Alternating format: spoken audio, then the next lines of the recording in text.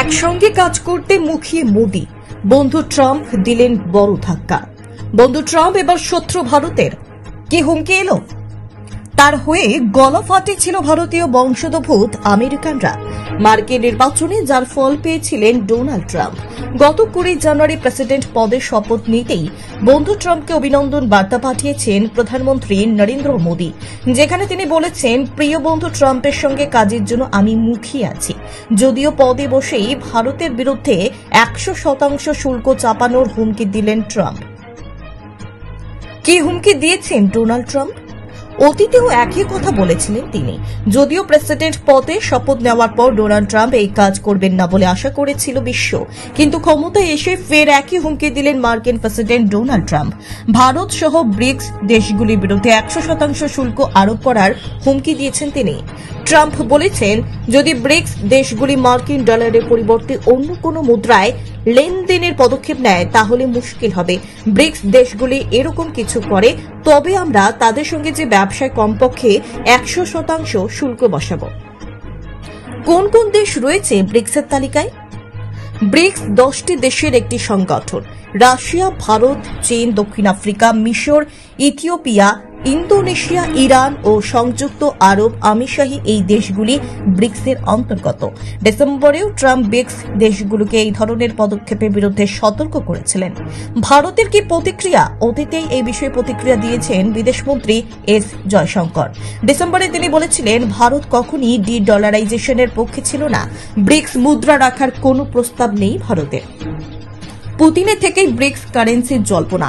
আসলে অক্টোবরে ব্রিক্স দেশগুলির এক শীর্ষ সম্মেলনে ডলারের বিকল্প মুদ্রার প্রসঙ্গ তুলেছিলেন রাশিয়ার প্রেসিডেন্ট ভ্লাদিমির পুতিন। তিনি বলেছিলেন, আমেরিকা আসলে মার্কিন ডলারকে অস্ত্র হিসেবে ব্যবহার করছে, এটি তাদের সবচেয়ে বড় ভুল। পুতিন সেই সময় বলেছিলেন, আমরা ডলার ব্যবহার করতে অস্বীকার করিনি, কিন্তু আমাদের যদি কাজই করতে না দেওয়া হয় তাহলে আমরা কি করতে পারি? আমরা বিকল্প খুঁজতে বাধ্য হচ্ছি। গত ব্রিক্স সম্মেলনে ব্রিক্স কারেন্সি নিয়ে কথা। গতবারে ব্রিক্স সম্মেলনে রাশিয়া প্রেসিডেন্টের হাতে একটি মুদ্রার ছবি দেখা যায়। সম্ভবত ব্রিক্স কারেন্সির বাস্তবায়নে সেই ছবি সবথেকে বড় জল্পনার জন্ম দেয়, যার পর থেকে চিন্তা বাড়ে আমেরিকার। এখন সেই চিন্তাই ফুটে উঠেছে সদ্য জয়ী ট্রাম্পের মুখে। রাশিয়া বিশেষভাবে একটি নতুন পেমেন্ট সিস্টেম তৈরি করতে চাইছে, যা গ্লোবাল ব্যাংক মেসেজিং নেটওয়ার্ক সুইফটের বিকল্প হিসেবে কাজ করবে। মস্কো এর মাধ্যমে পশ্চিমী নিষেধাজ্ঞাগুলি উপেক্ষা করে এই মুদ্রার মাধ্যমে অংশীদারদের সঙ্গে বাণিজ্য করতে চায়। ট্রাম্পের উপর বিরক্ত বিশ্বের অর্থনৈতিক মানচিত্র বলছে, মার্কিন ডলার এখনো পর্যন্ত আন্তর্জাতিক ব্যবসায় সবচেয়ে বেশি ব্যবহৃত মুদ্রা। অতীতে চ্যালেঞ্জের মুখোমুখি হয়েও টিকে আছে এই মুদ্রা।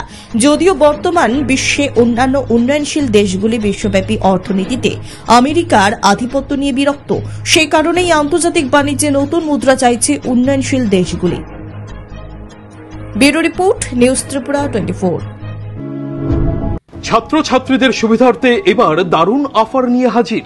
মাত্র 250 টাকায় কম্পিউটার শিখতে চান? তাহলে আজই চলে আসুন মধুপুর বাজার গ্লোবাল হাইটেক কম্পিউটার সেন্টারে, যেখানে ছাত্রছাত্রীদের অভিজ্ঞ শিক্ষক শিক্ষিকা দ্বারা অতি যত্ন সহকারে প্রশিক্ষণ দেওয়া হয়ে থাকে।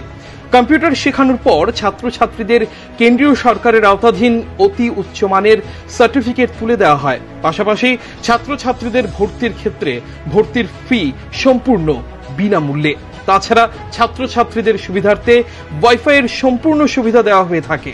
তাই আর দেরি না করে আজই চলে আসুন মধুপুর বাজার নিউজ ত্রিপুরা 24 অফিসের পাশে গ্লোবাল হাইটেক কম্পিউটার সেন্টারে।